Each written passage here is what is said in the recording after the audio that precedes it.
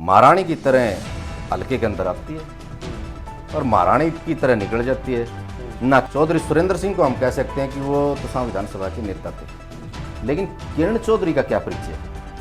तो जी नमस्कार, shades of society में आपका स्वागत है। मैं आपका दोस्त रोहित लांबा, और आज हम आपको पता है कि लगातार इंटरव्यूज और सर्वे कर रहे हैं हरियाणा विधानसभा के चुनाव को लेकर। तो हमारे साथ आप कैमरा पर एक बहुत ही बड़ी शख्सियत को देख रहे हो, आम आदमी पार्टी से आप जानते हो पवन हिंदुस्तानी जी हमारे साथ में है। तोशाम विधानसभा से पिछली बार भी चुनाव लड़ा था और अब भी तैयारी कर रहे हैं, दिख रहे हैं। तो आज इन्हीं से बातें करेंगे, हम पूछेंगे इनसे कि इनकी क्या तैयारियां चल रही हैं और तोशाम विधानसभा को लेकर इनकी क्या वो है। सर, स्वागत है हमारे चैनल पर। सबसे पहले आप बहुत बहुत धन्यवाद, और आपके जितने भी देखने वाले हैं, चाहने वाले हैं आपके चैनल के, उन सब को मेरी राम राम। सर, तोशाम में आप तैयारी कर रहे हो, फिर से एक्टिव हो गए हो, तो कैसी तैयारियां चल रही हैं तोशाम विधानसभा में आपकी? देखिए, एक्टिव इसलिए हो रखा हूँ कि मैं पार्टी का संगठन का कार्यकर्ता हूँ और संगठन बनाना मेरा पैशन है जी। और उसी के लिए मैं आज फिर दोबारा से तोशाम विधानसभा का संगठन की जिम्मेवारी पार्टी ने मुझे दी है जी। तो इसलिए मैं तोशाम विधानसभा के अंदर दोबारा से एक्टिव हूँ। चुनाव लड़ना ना लड़ना वो सारा पार्टी की बात है। पार्टी अगर चाहेगी तो चुनाव लड़े भी गए और जीते भी गए, लेकिन सबसे पहले जरूरी है आपका एक संगठन बनना, संगठन के द्वारा पार्टी को जीत दिलाना। इस बार ये टारगेट है कि किसी भी तरह, किसी भी हालात के अंदर, चाहे हमें कुछ भी करना पड़े, लेकिन तोशाम विधानसभा आम आदमी पार्टी की जोड़ी के अंदर डाल के देंगे। अरविंद केजरीवाल जी को तोशाम विधानसभा जिता के देंगे। आम आदमी पार्टी में भी सर बहुत से पदों पर आपने कार्य किया है, और वो पद आप एक बार बता देंगे जरा कहाँ कहाँ आपने काम किया, क्योंकि बड़ा लंबा परिचय है। मैं पार्टी का फाउंडर मेंबर भी हूँ। स्टार्टिंग से अन्न आंदोलन से मेरी शुरुआत हुई थी।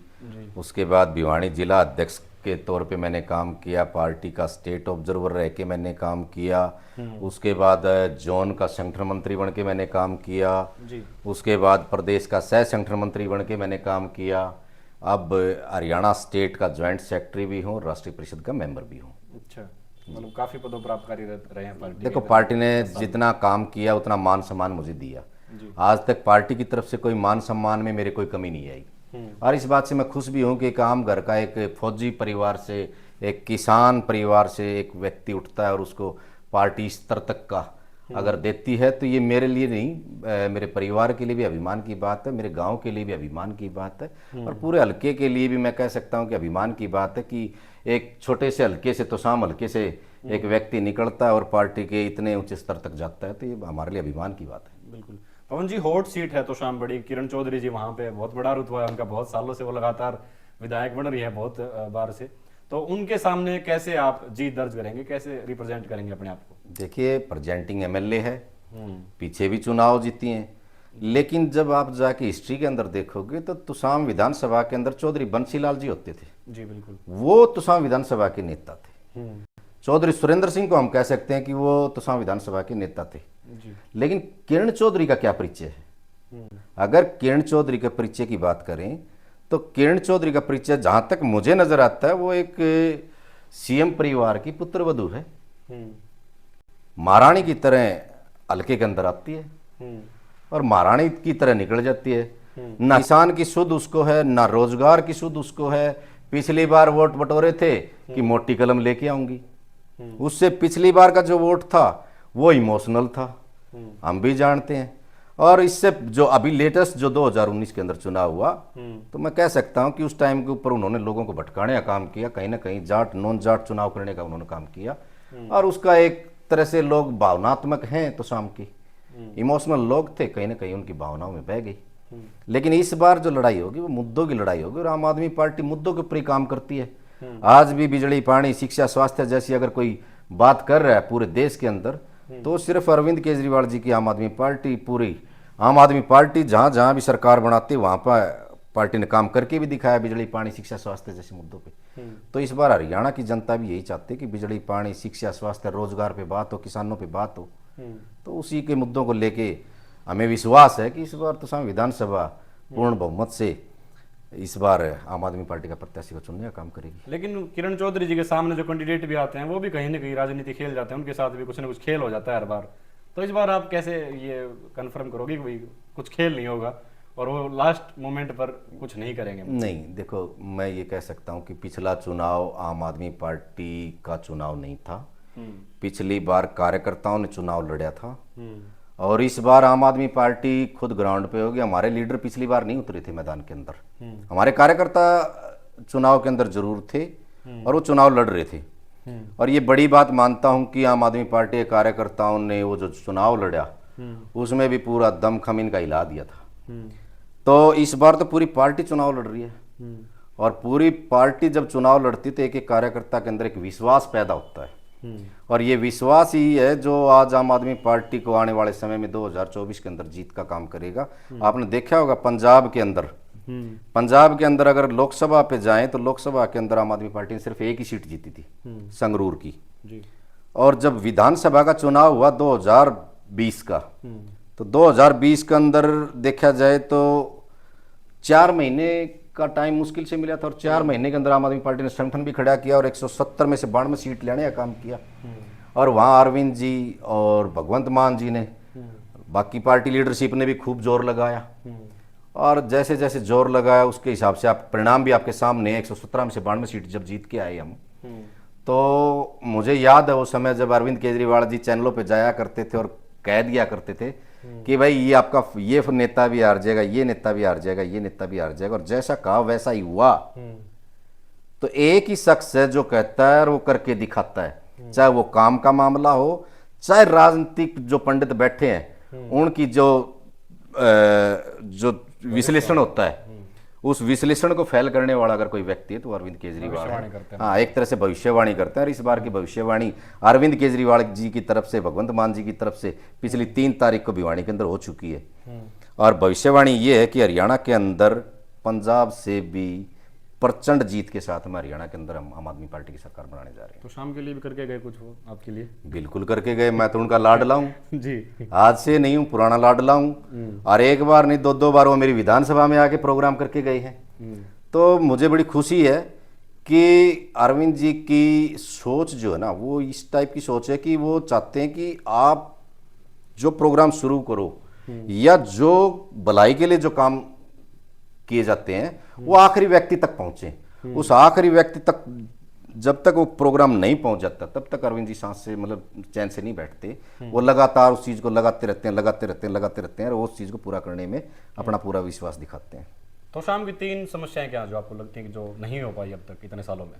सबसे बड़ी तो समस्या अभी एक मैं कह सकता हूँ, देखो अगर आपने समस्या की बात कर ली तो पहले तो मैं बीजेपी सरकार की बता देता हूँ। और ये समस्या इसी से बार नहीं है, ये समस्या मैं तो कई बार सोचता हूँ कि इन्होंने लगातार जो पिछले योजनाओं में भी इस टाइप से मंडियों के अंदर अभी बाजरा अपना बिक रहा है, किसान आ रहे हैं, किसान जाता है पटवारी के पास में, वहाँ पर जो भी गिरदावर बैठे उनके पास में जाके अपनी जब फसल का ब्यौरा देता है। और जो सरकार ने बनाया हुआ है पोर्टल मेरी फसल मेरा ब्यौरा, अगर आप उस पोर्टल के ऊपर जाके देखेंगे तो इतनी धांधलियाँ हैं, इतना बड़ा घपला मैं कह सकता हूँ हरियाणा के इतिहास में आज तक इतना बड़ा घपला नहीं हुआ। अभी कुछ दिन पहले आरोप भी लगाए थे आपने उस पे। बिल्कुल, मैं वही उसी चीज पे आ रहा हूँ कि मंडियों के अंदर जब किसान अपनी फसल ले जाके उसका जब पंजीकरण कराने जाता है तो पता लगता है कि उसकी जमीन का पंजीकरण जो है वो किसी और व्यक्ति के नाम से हो रखा है। अकेले तोशाम के अंदर 30,000 एकड़ जमीन है जिसका घोटाला इस सरकार के अंदर हुआ है पंजीकरण के रूप में।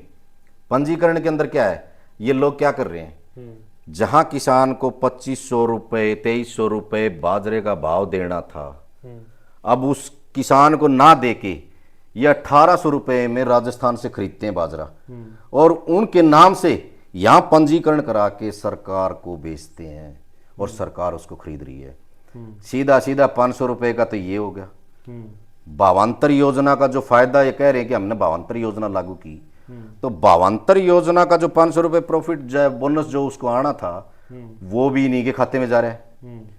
अगर मोटा मोटी मैं कह दूं 1 पे 1000 है तो 30,000 एकड़ के अंदर आप क्विंटल के हिसाब से अगर फसल को फलाना शुरू कर देंगे तो सोच के देखिए कितना बड़ा घपला एक विधानसभा का है। मेरे पास तो शाम के बहुत सारे किसान आए, उन्होंने FIR दर्ज की हुई है। और छोड़ो, लोहारू हल्के से हमारे कृषि मंत्री आते हैं JP दलाल जी। JP दलाल जी के हल्के से गांव है मिट्टी, और मिट्टी गांव के किसानों ने FIR लॉस कराई इसी चीज के ऊपर कि जे हम जब फसल लेके गए पंजीकृत कराने के लिए तो हमारा वहां पे नाम ही नहीं है, हमारी जो जमीन है वो किसी और के नाम से बोल रही है, मालिकाना हक जो है वो किसान के पास में है, लेकिन जमीन किसी और के नाम से बोल रही है पोर्टल पे। तो आप सोच लो, जब कृषि मंत्री के खुद के क्षेत्र में ये हाल है, अगर 90 विधानसभा अगर हम काउंट करना शुरू कर दें तो पता नहीं कितना बड़ा घपला निकल के आएगा। एक तो सबसे बड़ी समस्या ये है। दूसरी, मेरे यहाँ सबसे बड़ी समस्या एक और भी है। मेरे यहाँ खानक का पहाड़ है। खानक के पहाड़ के अंदर अगर HSIDC के अंदर थ्रू इन्होंने नौकरियां ले रखी हैं। जमीन किसकी? तो साम विधानसभा की। पहाड़ किसका? विधानसभा का। खनन कौन करने लग रहा है? HSIDC।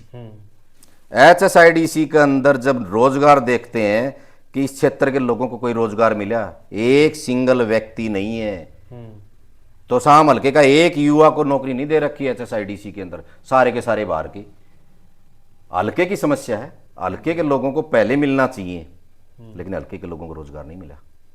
सबसे बड़ी बात, इसके अलावा रोजगार से रिलेटेड है, अगर मैं मेरे हल्के की बात करूं तो मेरे हल्के के अंदर इतनी बेरोजगारी बढ़ चुकी है कि परिवार जो है अब ये देख रहे हैं कि ये पीढ़ी तो चलो कैसे न कैसे गुजर बसर कर जाएगी, जो आने वाली पीढ़ी है उसका क्या होगा।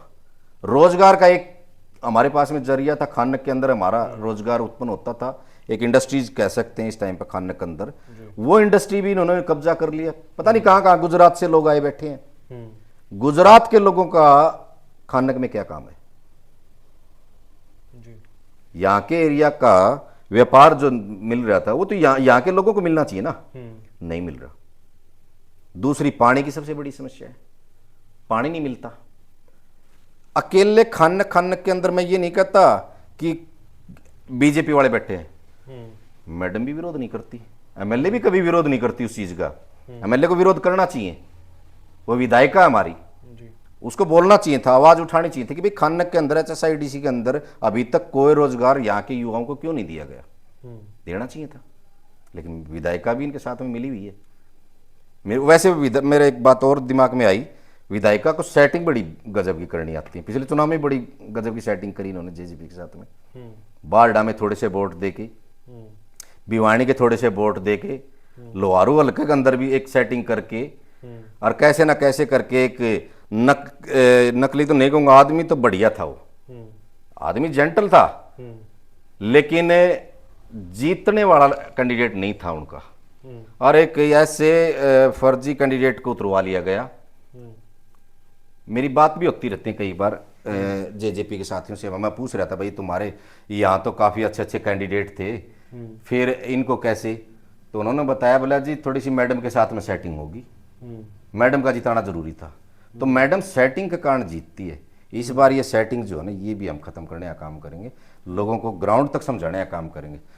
SYL का मुद्दा भी बड़ा हरियाणा के इलेक्शन में रहता है, पंजाब में क्योंकि आपकी सरकार है। बिल्कुल। तो अगर सरकार आ जाती है तो SYL पर क्या पक्ष रहेगा आपका, फिर आपकी पार्टी का? सरकार तो हमारी आज भी पंजाब में है, हरियाणा में अगर हरियाणा में सरकार बनेगी। हाँ बिल्कुल, आपकी बात दुरुस्त है। मुझे याद आता है वो दादरी की जब सभा करके गए थे मोदी जी, तो बड़ी बड़ी बातें पेलिया करते थे, कहते थे कि भाई ये जो पाकिस्तान पानी जा रहा है, ये पानी जो जा रहा है ये हमारे हरियाणा का हिस्सा जा रहा है, ये हमारे राजस्थान का हिस्सा जा रहा है, ये दिल्ली का हिस्सा जा रहा है।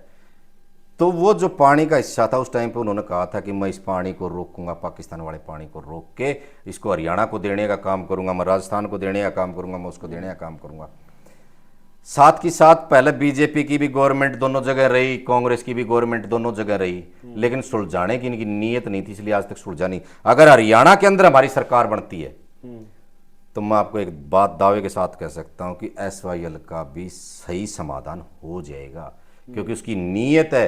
क्योंकि हमारे आदमपुर के अंदर जब अरविंद केजरीवाल जी और भगवंत मान जी आए थे, तो भगवंत मान जी ने इसके ऊपर खुला बोला था कि चाहो वहां बुला लो, मैं आ जाऊंगा। फिर अरविंद जी बोले कि भाई चाहो वहां बुला लो, ये आ जाएंगे, अगर आपसे समाधान नहीं होता तो मुझे बुला लो, मैं आके इस चीज का समाधान करवा जाऊंगा। मोदी जी बैठ जाएं, पंजाब के मुख्यमंत्री बैठ जाएं, हरियाणा का मुख्यमंत्री बैठ जाए, अगर नहीं सुलटता तो उनको बुला लो, वो सुलटाने का रास्ता उनके पास में है। उन्होंने कहा अगर उनको समझ में नहीं आता हो तो अरविंद जी ने खुद अपने मुंह से कहा था कि भाई मैं बैठ के उसी टाइम पे उसको सुलटा दूंगा, लेकिन इनकी नीयत नहीं थी। इन्होंने तोमर जी को बिठा दिया उस मीटिंग के अंदर। अगर मोदी जी चाहते कि वाकई में हरियाणा का पानी हरियाणा के पास पहुंच जाए तो क्या दिक्कत थी? दो व्यक्तियों को बैठ के किसी स्टेट का एक गंभीर मुद्दा, इतने पुराने टाइम से चला हुआ आ रहा मुद्दा, अगर सुलझ जाता तो क्या दिक्कत थी?